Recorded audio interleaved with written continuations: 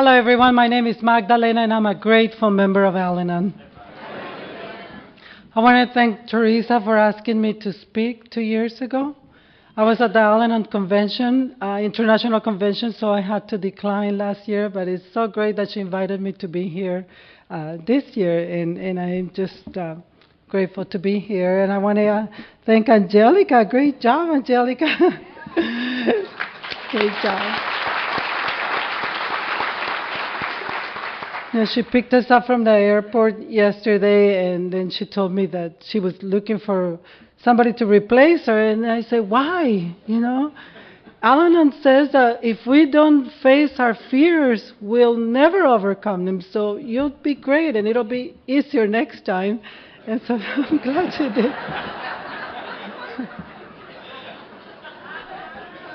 It's great to see old friends like Bill, Deb, meet new friends, my good friend Lee over there, who's going to give me a sign. My gosh, 2 weeks ago I spoke somewhere and I went over 15 minutes. I beat myself up for 2 days.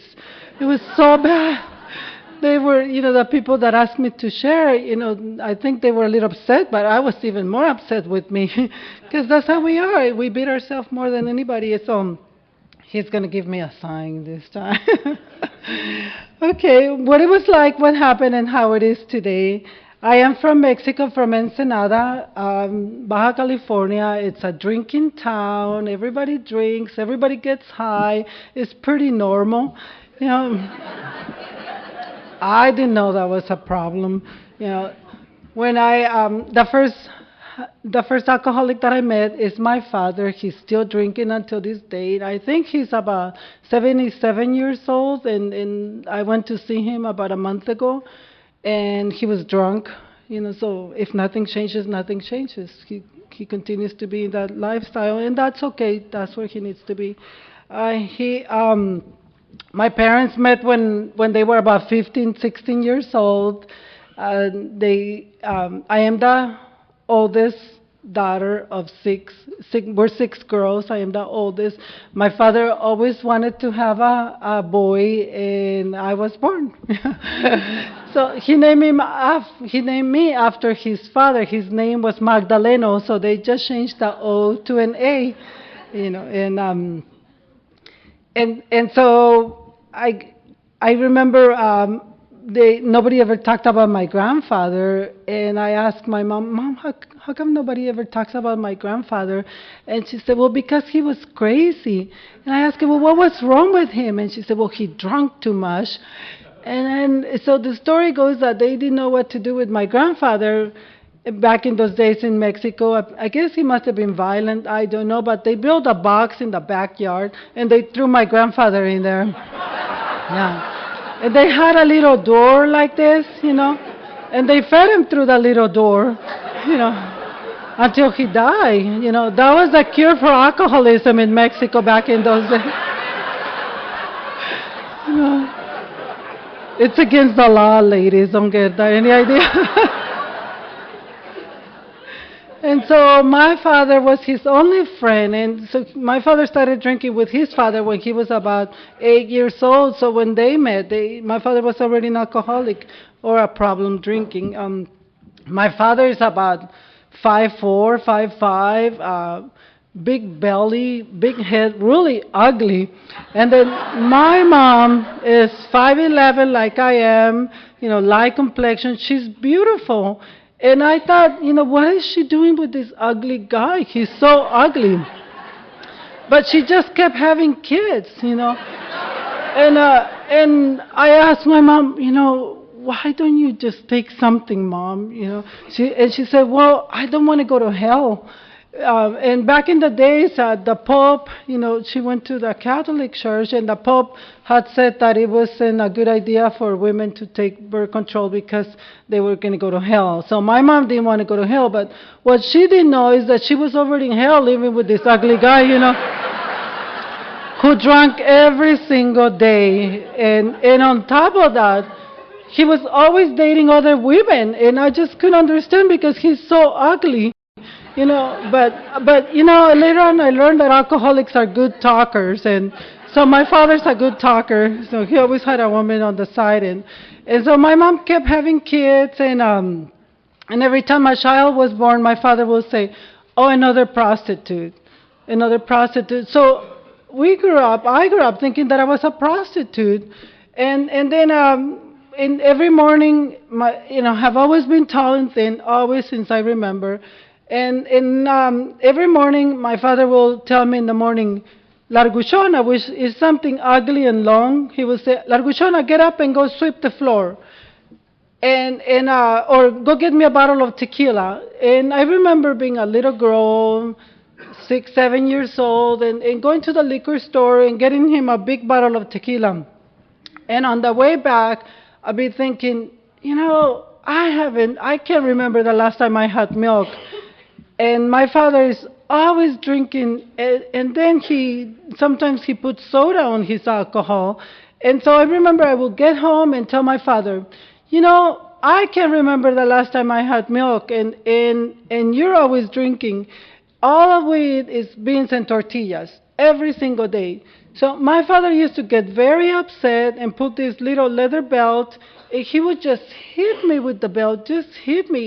He was very angry. He was a very angry man. Or he's still alive. And so I remember putting my skinny little arms up, trying to protect my face so he wouldn't hit me, but then I had belt marks all over myself. And I would go to school like that, and the kids, because I have always been really tall and thin, the kids didn't want to play with me. Most Mexicans are short and a little chubby, they're cute. Here I'm tall and skinny, and so the kids will say, "God, look at you, we don't want to play with you. You're strange, and look at you, your dad beat you up again, and then you smell like beans." And I did, because we didn't even have a toothbrush. So anyways, so kids didn't want to play with me. My father told me every single day that I was a prostitute. I was named after this man who was crazy. Then I went to the church where, my name is Mary Magdalene, so I was named after this bad woman, and so anyways, she wasn't a bad woman. She was a great woman that made history, and I am honored to have that name today. So thank you. Then my father will also say, "Larguchona, get up and sweep the floor." And I always hated my father. He was just a monster in the home. And so I would look at him and say, "Why it's a dirt floor?" It didn't make sense to me. Why should we sweep a dirt floor? My father also didn't believe that women should go to school. So in order for me to go to school, I had to sneak out of the house. And so, when I remember going to school, I'd be thinking, am I going to, while I was reading the notebooks, I will be thinking, is there going to be any food tonight? Am I going to get beat up? Do I have to go gather wood so we can have something, for my mom to cook? And so I remember just looking at those letters, and those letters would just jump, and I just did not learn anything, nothing. I was this tall person that, according to my father, I was a prostitute. I shouldn't go to school. I should be selling food on the streets, and I just was not learning anything. So I stayed back in third grade 3 times, and I was just this walking dumb woman, according to him, and that's the way I felt. So, but on the other side, thank God for Al-Anon. Thank God that it allows us to see what was good and what was bad. Not everything was bad. I had these wonderful grandparents. My grandparents just loved me. I was their favorite granddaughter, and every time they saw me, they told me, "You're our favorite granddaughter. We love you." And so I used to spend a lot of time with my grandparents, and I remember talking with my grandmother, and she was just so wonderful and loving, and she just hugged me, and we used to go, to the store and sing lullabies, and then once she gathered everything that she needed to cook, she will, cook and then make flour tortillas, and then I will put butter on the flour tortillas and just eat those tortillas, and they were so so delicious. And then I would go next room, and there was my grandfather. And my grandfather, I always thought that he was such an intelligent man. You know, my father read a lot. Grandfather, he had a lot of books, and I remember, sitting on his laps, and he would read books to me, and then he would tell me stories of places that he went to. He would talk to me in Japanese and Chinese. He told me he traveled all over the world. And I just love my grandfather. But while I was sitting on his laps, I was helping him clean the seeds out of the marijuana, and then I will help him. I will help him roll the joints. And so my grandfather will light up a joint, and he will say, "Here, you want to take a hit?" And then I will tell my grandpa, "Oh no, grandpa, that stinks." So watching my father, falling out drunk, beating us up, and every once in a while he didn't pay the bill at the bar, so he would get beat up and come home, and and watching my grandfather never take a shower because I guess he was too lazy because he was high. I've never been drunk or high in my life, never been drunk. So, and I think I had been in Al-Anon for about 5 years when, our denial is so thick that I just thought that my grandfather was so smart, but I think that when he was talking to me in Japanese and Chinese, I think he was high.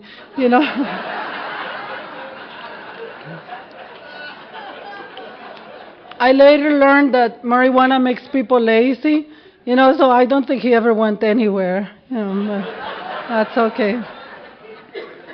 When I started dating, I didn't want anything to do with alcoholics, But if they were addicts, of course they were higher class, there was a lot of love, and so one time my father came home, and he told my mom, "You know that I'm seeing somebody else.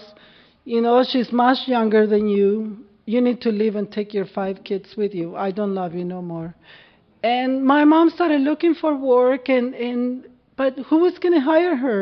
She was in her middle 20s and had 5 kids, and she had a 6th grade education. And so she started looking for work, and because nobody will hire her. There's no jobs in Mexico, and somebody offered her a job in the U.S. as a nanny, and my mom said, "Would you stay and take care of your sisters while I go and work in the U.S.?" And I said, "Sure, Mom, I will." And I was 15 years old, and that's when I became the mother of my sisters. My mom moved to the U.S., and she started sending a little bit of more money, and we were able to eat better. But what happened was that when my mother was away, I didn't know that alcoholism was a progressive disease. I didn't know my father was sick and getting sicker by the minute. And so when my mom was gone, my father started looking at us like we were women and no longer his daughters. So he started touching my sisters in a way a father should never touch his daughters. And he started spying on me when I was getting undressed. And I wrote to my mom and I said, "Mom, this is going on." And she knew because she had tried to stop him in the past. But she wasn't capable. She just stayed there. And so I wrote to my mom and I said, "This is what's going on." And she said, "Well, if you want to come and live with me in the U.S., you have to come to work and not go to school." And then I said, "Mom, I stayed back in 3rd grade 3 times. I just can't learn." And so I came like most Mexicans do. I jumped the fence and came to work. And I went to work at a farm, at a chicken farm, and at the chicken farm there was rows and rows and rows of chickens, and every row there was a lot of wire boxes, so there was a wire box like this, and there was about 20 chickens in each wire box, and under the wire box there was a chicken poop. And every time immigration came to take the illegal aliens back to Mexico, some of them will will run up the hill to hide, and some of us will hide in the chicken poop. And I was one of those who hid in the chicken poop. And I remember, when you're sitting in the chicken poop, there's a lot of worms, there's bugs, and they all stick to your skin. The chicken poop also sticks to your skin, and it's really creamy. I don't know if you touch chicken poop, but it's creamy and just sticks to your skin. So I remember sitting there and thinking, please don't find me because I don't want to go away. I don't want to go to Mexico. I don't want to go back to the monster. I want to stay here with my mom. And so when I didn't hear any noise, I'd just be sitting there. When I didn't hear any noise, I remember thinking, oh, thank God, And I will come out and try to clean myself off and think, I'm nothing. I'm nothing. I don't even exist in this country. I had a lot of acne, and I had no friends, and I was, nothing. I was the reject of this world, and so I asked my mom. I said, Mom, can I go to school? And she said, I said, I have no friends. I don't speak English. I just want to go to school. And she said, well, you can go to school, to night school, but you can't stop working. And I said, sure, Mom, I will do that. So I went to night school, and that's where I saw the most gorgeous guy in the universe. There he was. He was tall, thin, long hair, and I saw him. And when I saw him, I just fell in love with him. And I remember this guy, he was so attractive, and he had a lot of friends. And when he moved, he moved like this, and the whole world moved with him, And then I looked at myself and I said, my gosh, he'll never look at me. And then those old tapes that stay with me. You're stupid, you're too tall, you're too skinny, you're too dark, all those things that my father had told me I became, and I really thought that I was that. And so I looked at him and I said, he'll never look at me. And then, and Alan and I have learned that, step 2 talks about asking God to return us to sanity. My sponsor said, Magdalena, when an alcoholic is talking about, is talking to another person about how saying negative things about the person, it's really they're only talking about themselves. Our literature says that if a person feels good about themselves, they don't tell somebody that they're stupid. They don't tell somebody that they're a prostitute. They don't, so ask God to return you to sanity. And those tapes, because I started practicing step 2, and I trust that God will return me to sanity, those tapes are gone. I no longer think I'm stupid. I know that I'm not a prostitute and all those things, because, I trust that God will take care of me. So anyways, even though I was feeling so bad about myself, in Al-Anon also says, in a One Day at a Time book, that anything we let go has our claw marks on it, So it's like, you can't go that far. And so every time this guy went by, he had a lot of friends, and every time he went by, I had one friend now, and I would throw kisses at him, and then push my friend so he would think it was my friend, But he realized it was me. And one day I was at the park with this one friend, and there he was, and my heart started going faster and faster. And he called me over, and after we introduced ourselves, he said, "Would you like to go to a concert tonight?" Then I thought, I wonder what that is. And I said, "Sure, yeah." And so it was 1975, and Bad Company was playing in San Diego. I didn't know English, I didn't know rock and roll. And so he came in to pick me up, and I got to sit next to him, and he had a little Nova and a big wheel, a little wheel. And I got to sit next to him, and I looked in the back seat, and there was a lot of people because he had a lot of friends, and they were piled up on top of each other. And then I go, and this is before the seatbelt laws. And I looked in the back, and I thought, I wonder how they fit in there. But I didn't think anything of it, and then he put this 8-track player on the stereo, and this loud music came out, and then people started smoking marijuana, and I remember taking a deep breath and thinking, I'm back on my grandfather's lap. I just loved it. I got that sense of security. I was in the hands of an addict. And so, I remember before coming to Al-Anon, I used to blame the alcoholics in my life for the life that I had. But, nobody put me in that car. My father was no longer in the picture. And why did I blame everybody else? I was a volunteer. I stayed in the car. And so I remember they passed a joint, when it came in front of me, and I said, oh, no, thank you. But in my head, I thought, I can roll him for you if you need help, I had years of experience by that time, but it was our first date, so I didn't do it, But later on, I did, because I couldn't believe they were using this machine, this little rolling machine. It's like, I'm faster. So we dated for 2 years. During these 2 years, he tried to kill me a couple of times because he was high on acid.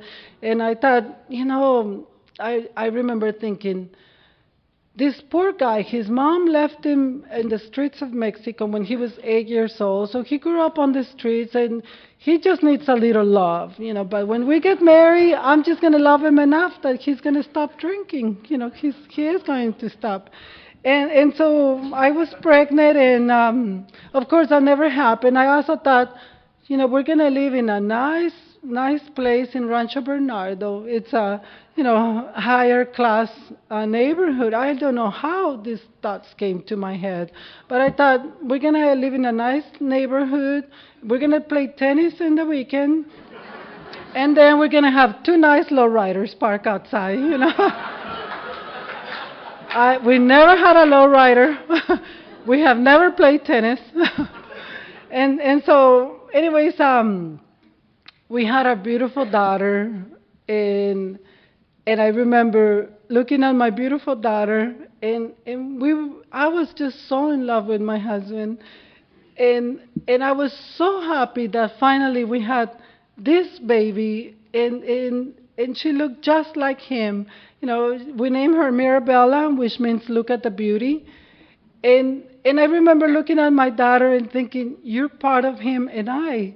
You are love. You are loved. And I remember looking at my daughter and thinking, and telling her, making a promise that I was going to take care of her, love her, protect her, and nothing ever was going to happen. Nothing bad was going to happen to her. And I meant it. I really meant it. But see, I didn't know that living with an alcoholic, I had become sick too. And so soon my whole concentration was on what my husband was doing, not doing, and how I could prevent him from doing whatever he was about to do. And I forgot about my daughter by this time. My sisters were already in the U.S., and my sisters some of them were married to people that were beating them up. Some of them were drinking and using drugs. Some of them had joined gangs.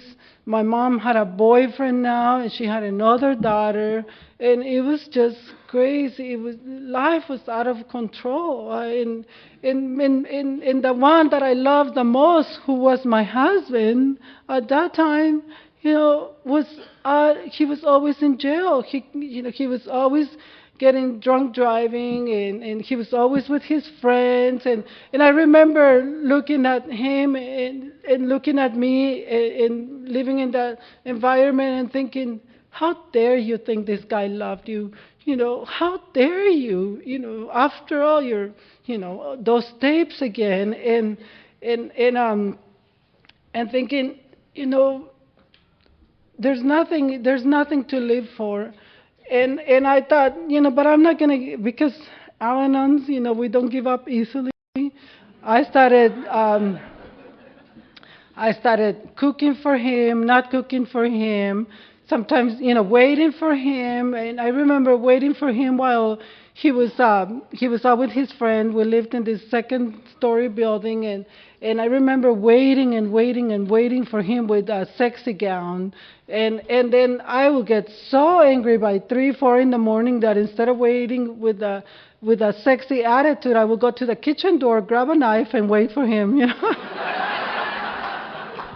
And when he walked in, I just wanted to kill him. I wanted to stab him. And then his friends, because we always lived in neighborhoods where there was a lot of other alcoholics, somehow we kind of stick together, just like we do in Al-Anon and AA.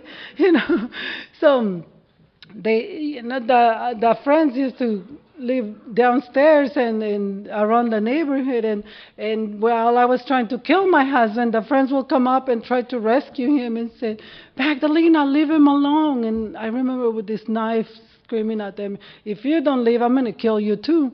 So they're like, okay, have him.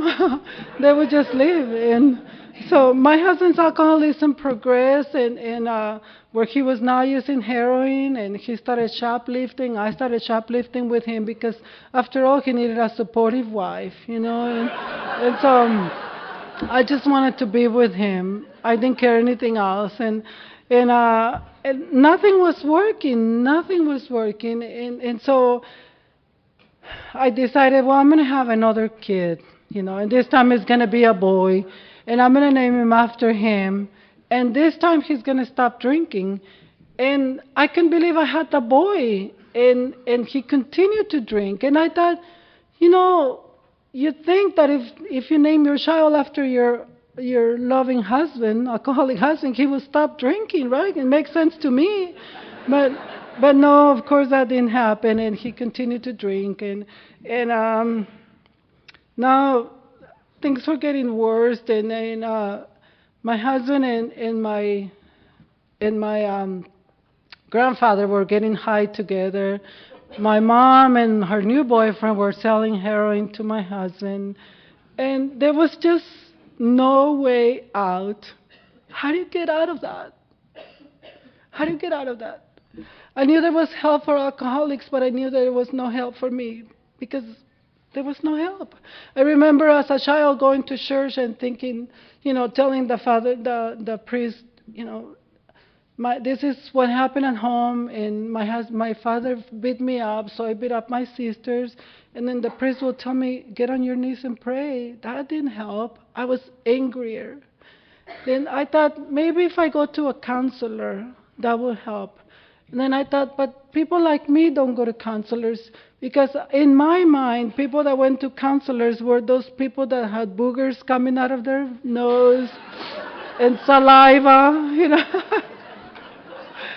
And I looked in the mirror, there was a lot of things wrong with me, but there was no liquids coming out of my face. So I didn't belong there either. And one time I was now driving, and I had these 2 little kids, and I got in the car, and I just wanted to die because there was no place for me. And I got in the car, and I was driving 100 miles or so an hour, and I was in the freeway, and I knew that, I just knew that if my life continued, I love those kids so much, and I just didn't know how to be a good mother. My kids scream, I beat them. I wasn't a good mother. I had no patience. They cried. I cried with them because I just didn't know what to do. I didn't know other than hit them, because that's what I learned. And I didn't want to do that. And I knew that if I continue, my kids were either, become addicted or alcoholics or something. They will end up in jail. They will become gang members, and there was just nowhere else to go and die. Nothing, nowhere else to go. And I got in the car, and I put those 2 kids in the back seat of the car, and I was driving so fast, and I just wanted to die. And I said, God, if you're up there, please help me stop, because I just want to die. There's just nowhere else to go. And I was able to stop. And when we ask God, God listens. It might take him a while, but he listens. He listens. And so during that time, my husband was in jail again, and he went in front of the judge, and the judge said, "Well, you either go to treatment or you go into prison." And he said, "I'll go to treatment." And that's when I was introduced to Alan. And I went to the classes, and they said, "There is a program for you." And I went to Al-Anon, and I went to my first meeting, and I remember sitting there, and I still had the false pride. I'm better than you. How could I be better? I had, we were, we had nothing. We had nothing. And so I went to the meeting, and I was sitting there, and this really nice lady, she said, "Would you like to share?" And because I had that false pride, I thought, I don't think I belong here. I said, I don't have any alcoholics in my life. I said, because I still thought that, alcohol addicts were higher class than alcoholics. So I said, my husband's a heroin addict. He's not an alcoholic. And this really nice lady, she tapped me on the shoulder and said, "Dear, keep coming back." That time I thought, I'm married to this hard dude who's got tattoos. He's a strong man. My sisters have really nice low riders. They're in power. They're gang members. And, the false pride, they didn't even work. I don't know how they pay for their low riders, So anyways, and so I didn't come back to Al-Anon, and I left for another 6 months. And during this time, we got evicted from our place. And after treatment, my husband started drinking again. And I told him, I know the problem is. I know the problem. What the problem is? The problem is your friends. If we move back to Mexico, we're going to be okay, and you're going to be away from your friends. At this time, I'm still an illegal immigrant, but I have learned a little bit of English where I can cross the border and say that I was a U.S. citizen. Sometimes they believe me, sometimes they didn't. And so we moved. I convinced him, and we moved to Tijuana. During this, when you live in Mexico, there's no water, there's no green grass for the kids to play. I became vegetarian when I was 11 years old, so my kids were born vegetarian. There was not enough. There was no milk. There was not enough for them to eat, and my alcoholic husband didn't take him there. I took him there. He was just so zoned out that he just wanted me to leave him alone. But then we moved to Tijuana, and then he started drinking and using again, and I just thought, oh my gosh, what am I going to do? So I decided to take karate classes, because he was pretty tall like I am too, so he was getting stronger than me, so I thought I'm just going to take karate classes. And so instead of waiting for him by the window, I remember I thought I had gained some type of serenity, and I will, lay on the bed. And as soon as he walked into the house, I remember jumping up and going, wanting to cut him in little pieces. And of course that didn't work. He continued to drink. And one day, 6 months had gone by since my first meeting, and I remember driving that car. We had this little car, and I was driving about 140 miles a day to keep my husband away from his friends. Every morning, we got up at 4 o'clock in the morning. I put my kids in the back of the trunk and drove to the U.S., work, and then go back home.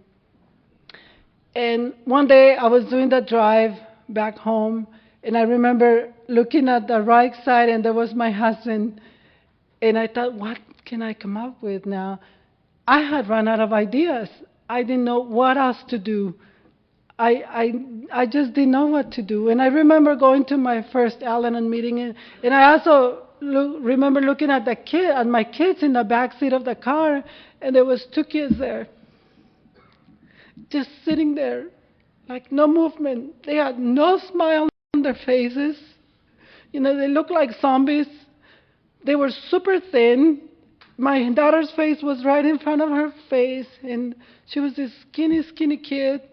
The kids didn't, their eyes just looked so sad. And the upholstery of the car had been teared down. And then I thought, how did I get here? What happened? What happened with the promise that I made those kids that I was going to love them and take care of them? And I just didn't know what else to do. And I remember going to my first Al-Anon meeting, and it was in an Alano club. In that Alano club, they had a lot of posters. You know, they had the steps, traditions, concepts, the slogans. And the only thing that stayed in my head on that day, on my first meeting, was keep coming back and first things first. First things first. And my kids were first at that moment. And on that moment, I made a decision to go back to Al-Anon and let go of my husband. My husband went to prison, and I went to Al-Anon. This time I was ready to do anything the program told me to do because my ideas no longer worked. I was powerless. I had no power, you know. And I went to my meeting, my second meeting, and I remember sitting there. There was no Spanish meetings, and I remember sitting in the room, and I didn't know English. And I so much appreciate you, Angelica, being here today because I know how hard it was walking into that first meeting and knowing that I just could not go back. I wanted to leave. I love my kids. I just didn't know what to do with them. And so I went to that meeting and remember sitting there shaking. I was just shaking. I didn't want to get kicked out. And I just didn't know. And so I heard, yeah, I understood more there and I could speak. And I remember sitting in the room and hearing, get a sponsor, work the steps, do service, read the literature, and keep coming back. And so on my third meeting, I went up to this man and I asked him if he will be my sponsor. And so I asked him because every time somebody share, Ralph will look at the person and pay attention on what the person was saying. And you know, when we live in alcoholic homes, nobody listens to nobody.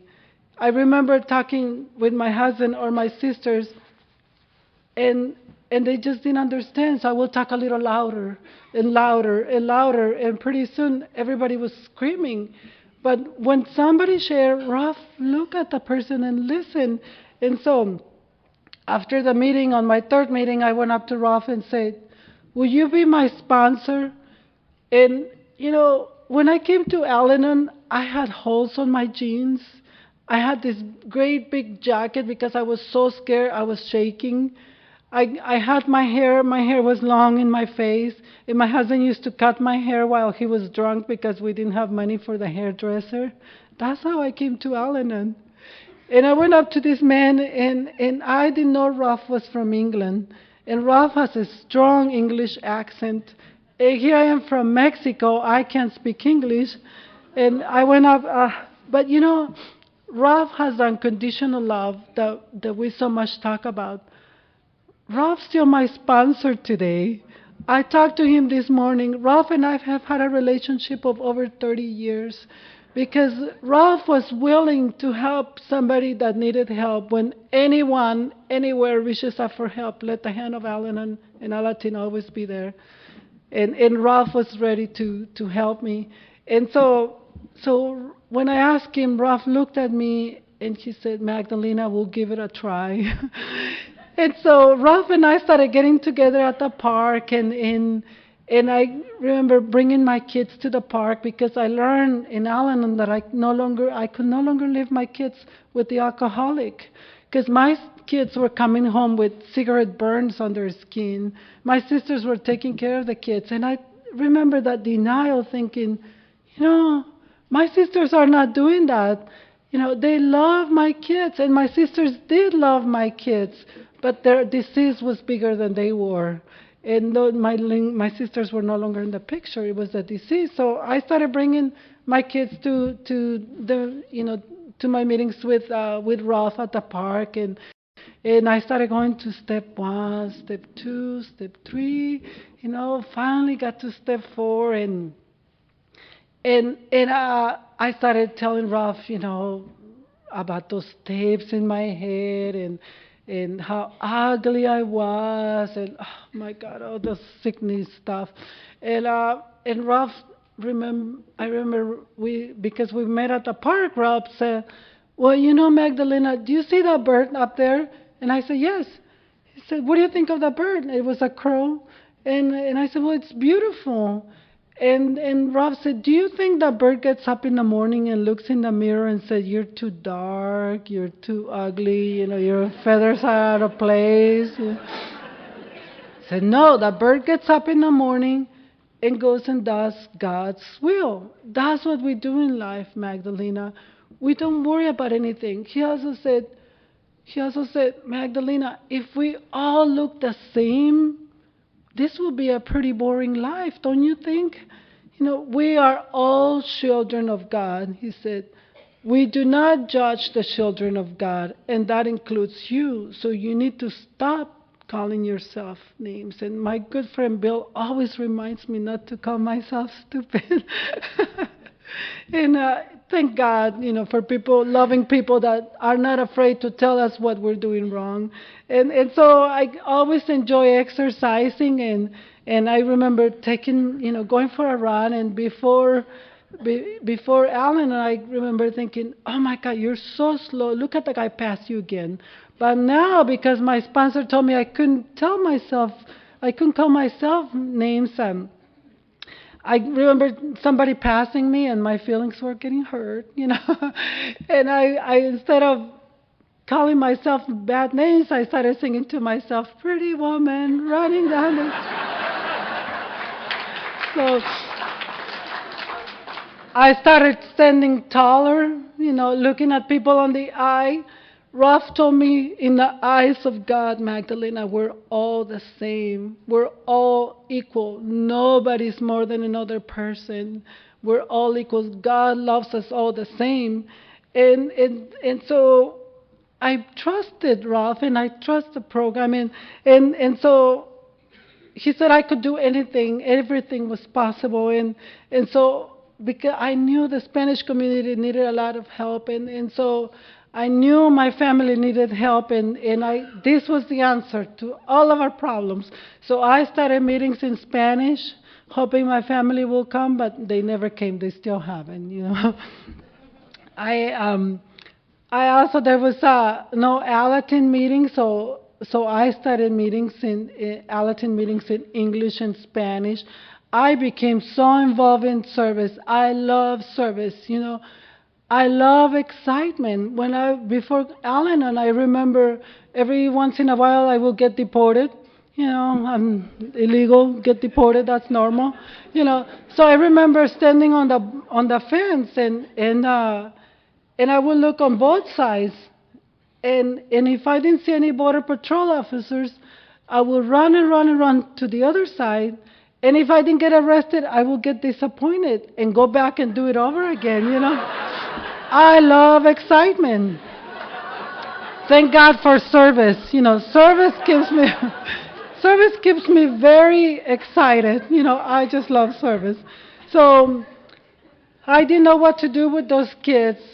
And I would go to my meeting and ask my friends, "I don't know what to do with my kids. I know I can't hit them." And my Al-Anon friends will tell me, "Well, Magdalena, what you do with your kids, after you get off from work and you pick them up, say, you take them for a walk, you feed them, you take them for a walk, you help them with their homework, you give them a bath, you put them in bed, you read something to them, and then you go to bed and you read something for you. And in the Just for Today Al-Anon pamphlet, it says that just for today I will not be a mental loafer. So every day I read something useful. And that's what my husband got out of prison. He came home, and that's what I was doing when he came.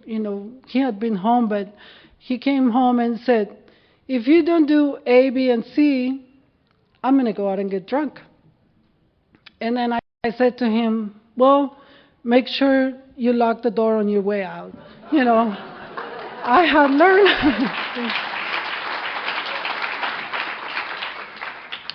I had learned about detachment without beating him up, Detachment with love.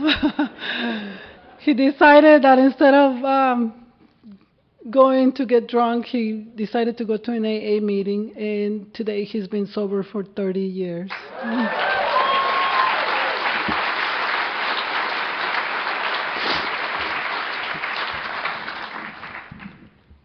Carlos and I have been through a journey in life. Last week we celebrated 37 years of marriage. I am just so grateful. Without this program, I wouldn't be with him. Many times, his AA friends just love him, and many times I can't stand him. He's not the nicest alcoholic sometimes. And I think, I wonder what alcoholics see on him, because they like him, so he must have something good, But of course, that's when I feel critical and I'm not working a good program, because Al-Anon tells me I need to concentrate on me.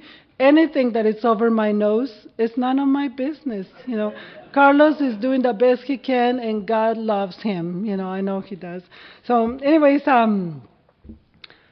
So it was 1990, and the International Convention was gathering together. Was happening in Seattle, and people from all over the world were coming to Seattle. And I told Carlos, why don't we go to Seattle? Why don't we go to the International? And he said, well, yeah, sure, we can go.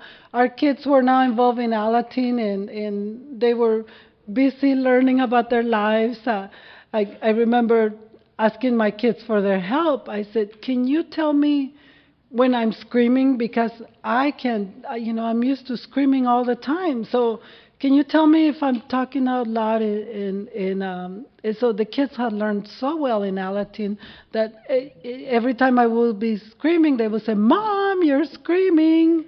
It's like, oh, thank God we help one another. It doesn't matter, what age. So our kids were in Alateen. We got them out of the convention, and we came to Seattle. We fell in love with the city, and after we went home, we decided to move to Seattle. And what happens when we stop bailing the alcoholic out of jail? There's money. Okay, so we were able to buy a nice house, a nice condominium, a nice trailer, a nice boat. Things that we dreamed of, now we had, But we didn't care anything for material things, because the spirituality and the fellowship that we have in the program is the most important thing, and we follow our heart. So what we decided to do, we went home, sold everything, and moved to Seattle and moved into a one-bedroom apartment, because we knew God was in Seattle, just like He's here in Nashville.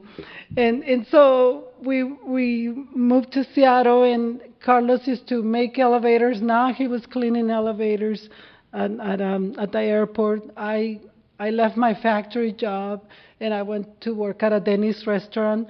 I went to the local intergroup office, and I said, do you have any service for me? Because I know I can't keep it unless I give it away. I need to stay in service. And again, a really nice lady said, keep coming back so we can get to know you better. and I did. I went back. I went to, there was this man answering the phones at the local intergroup office, and I said, I'm looking for a home group. And he said, he circled his name was Ted. He died with 44 years in the program. He circled a rent on Thursday night meeting. And he said, this is the best meeting around here. So I went to that Thursday night meeting. That's my home group. The Rent on Thursday night meeting is one of those groups that when Lois and her friend, oh my gosh, what's her name? Ann B. Okay, I'm sorry.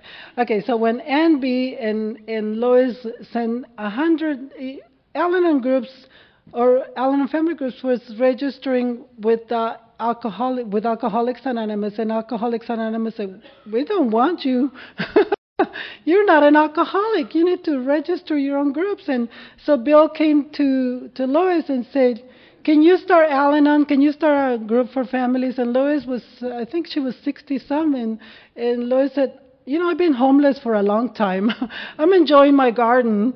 So I just want to enjoy life today." And he said, "But thank God, that Lois agreed." And her and her friend Ann B got together and sent, I think, about 100 letters to all the registered groups with the AA, to the Al-Anon family groups, and then 87 of those groups responded saying, "Yes, we want to be part of Al-Anon family groups, and we want to adopt the traditions and the steps as part of our AA's traditions and steps as part of our fellowship." And my home group is one of those groups.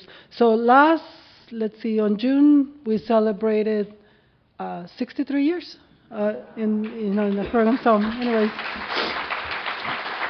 I'm very honored. So I started going to that group, and if you're ever in the Seattle area, we meet every Thursday at 7:30, and we're about 20 minutes south of Seattle. My daughter got busy with Alana, with Alateen, and something happened to her. She started looking different. My daughter was so active in Alateen. She was going to speaking in Alaska, speaking in the local schools, and my husband was in AA, very active, and we were the happy family, and then my daughter started looking different. She started coming home with bruises on her arms, and the beautiful, tall girl that she had become, she started looking sick, and I just could not understand what was going on with her because she was active in Alateen, but her sponsors knew. But we have this great thing about anonymity that none of them told me what was going on. We found out that she was drinking, and I remember when I found out, I got so mad at God. I got so mad, and I screamed at God and say, "How dare you give me an alcoholic daughter after all the service work I have done?" I called Ralph and I said, "My daughter's drinking." And Ralph said, "Well, Magdalena, God loves alcoholics too. And I'm sure He wants your daughter to learn something." And so that's when my daughter's journey began in and out of treatment. We asked her, "If you need help, you're a daughter. We love you. We'll take you to treatment." And so she went to treatment, came out, started drinking again, and did this several times. I learned in Al-Anon that the more I help an alcoholic, the quicker I help them to kill themselves. And I knew I had done that with my husband, and I wasn't willing to do that with my daughter. So what I learned in Al-Anon, and then my daughter was coming home and telling my son, "If you don't drink with me, you're not a man." So she was not practicing tradition one. Tradition one talks about unity. She was not part of the unity. And in Al-Anon, I learned that, again, that there is a God and He's greater than I am. And so my husband and we started having problems because when alcoholism gets in the middle and we allow the disease to separate the family, it's not healthy for anyone. So we had to ask our daughter to leave the house, and I also learned in Al-Anon that if I trust God with my kids, if I trust God with anything, I will trust Him with my kids. And I remember in the Al-Anon literature, it also talks in one of our readings that we can put our kids in the hands of God. And so I put my daughter in the hands of God. And in the hands of God, there's blankets, there's food, there's everything she needs. And I knew my daughter was going to be okay. And if my God, my daughter was to die because of this disease, she will be with God. And can she be in better hands than in the hands of God? I don't think so. At least for me, I don't think so. And so we had to ask her to leave, and my daughter became homeless, and every once in a while she will come home and ask for help, and we will once again take her to treatment, and then again same thing. You know what happens with kids that grow up in an alcoholic home, or in a home of recovery? They are very smart kids, very smart. They know all the language.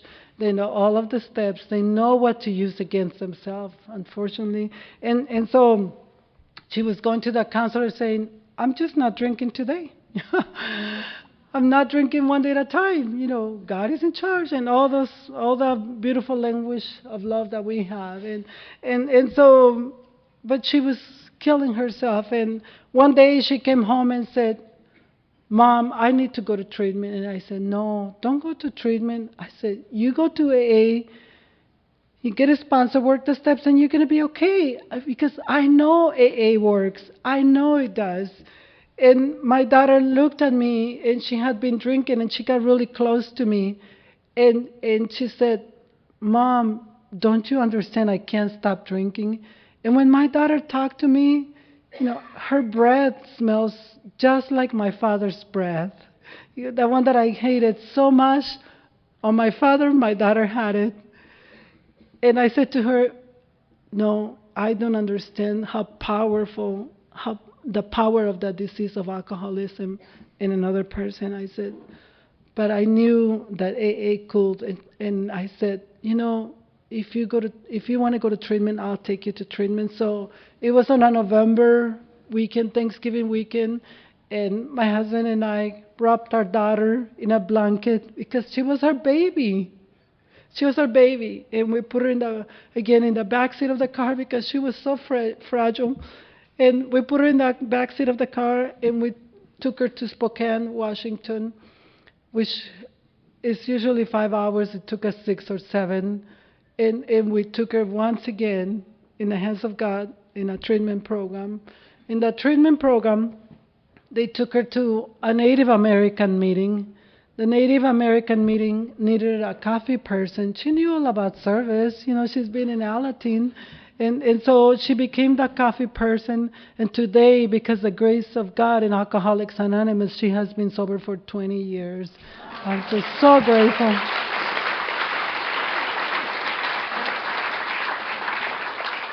I am so grateful to Alcoholics Anonymous that you have given me my family back. I love my daughter. I love my husband, and I have him because of you. I also, we still have a little boy at home, you know, that he went through a lot with my daughter, but he, you know, after 10 years of Alateen, he said, Mom, I think I'm cured. I'm well, you know. I no longer need Alateen. And I said, that's fine. My daughter, by the way, she got married to the guy of her dreams. He was also sober. Unfortunately, he relapsed. And after 2 years of marriage, they had a beautiful daughter. Solana is her name. And after 2 years, she told him, you know, I love you, but I love my sobriety and my daughter more. And she walked out of the marriage just like that, you know. She didn't take karate classes or bell, nothing. I don't know how they do it. She's now married and has she's got 2 more kids, and she seems to be happy. You know, she sometimes she walks and the butterflies follow her. She's so beautiful. And then another time it's like, my God, who is that woman? But, you know, God is in charge. And our son, he's grew up with, like I said, with the program of the 12 steps. And is that my sign, Lee? Okay, my son. I'll hurry up with this story. When my son was about 15 years old, he had this girlfriend and they adopted a cat. I hate cats. And when they broke up, he gained custody of that cat, so he brought the cat home. And I was one day I was having an Al-Anon relapse. I was getting into his business. This kid is a wonderful kid. He never misses school. He's just a great kid, and very organized. Everything he does everything well, and but this day he had his room was messy. Tradition 10 tells us that we don't get in outside issues. His room is an outside issue. I was looking for controversy, and so I went to, I wrote him a nasty note saying, if you don't clean your room, I'm going to throw your cat away. So he wrote another nasty note back saying, Mom, I'm cleaning my room one day at a time. So I'm not all the way done yet. Then he had the audacity to put the triangle with the circle. He put AA Al-Anon, keep coming back, it works. P.S. in Spanish, leave my cat alone, So when he went away to the university, I got stuck taking care of the cat, Today, but I introduced him to the outside world, and he's a happy cat now.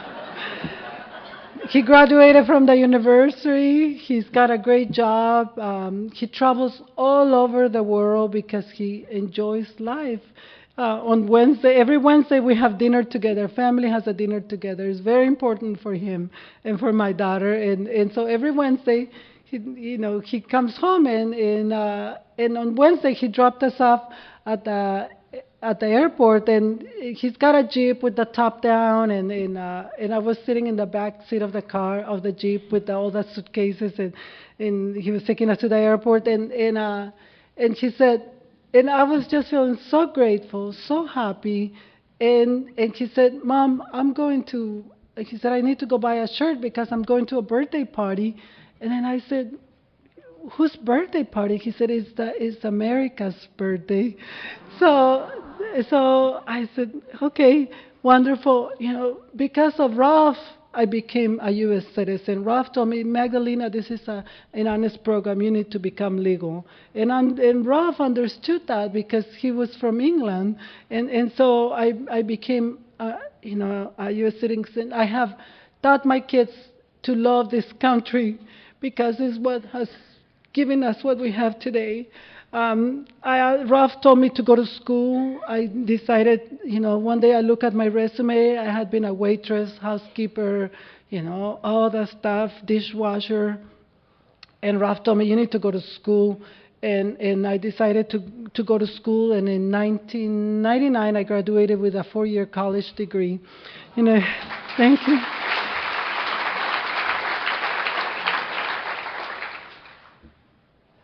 Today I work for the state of Washington as a parole officer. I don't know, God is funny. I don't know how we get here. I send people to AA. I also send them to other programs. If they don't go, I have no problem letting them face the consequences of their actions. I take people to jail often. I also, let's see, my job can be dangerous sometimes because we go into, we do warrant sweep, we serve warrants. We go into dark rooms with people who are just totally drunk or high. It can be dangerous, people like, somehow alcoholics like it all dark, and they don't like the light, and so, they have weapons and everything, and so I called Ralph and I said, Ralph, my job can be dangerous. I pull out all these weapons and everything. I said, I think I need to be armed, and I said, but in order to be armed, I need to pass a psychological evaluation, and I said, but I think I'm kind of crazy. I don't know if I'll pass it, but Ralph said, well, Magdalena, if God wants you to have a gun, you will, So today I'm an armed officer. I called Ralph and I said, I called my sisters and I said, guess what? I have a gun. And my sisters go, is your husband going to be okay? They don't understand recovery. Today I'm still in service. I love service. I love Al-Anon. If I want something, I got to be part of that solution. I became the delegate for the state of Washington. I'm panel 50. And today I am serving as a chair, the chair officer of my area. Like I said, I love Al-Anon. I love service. I love my friends that they have entrusted me with voting for for entire state is just a great honor, just like it's a great honor to be here today.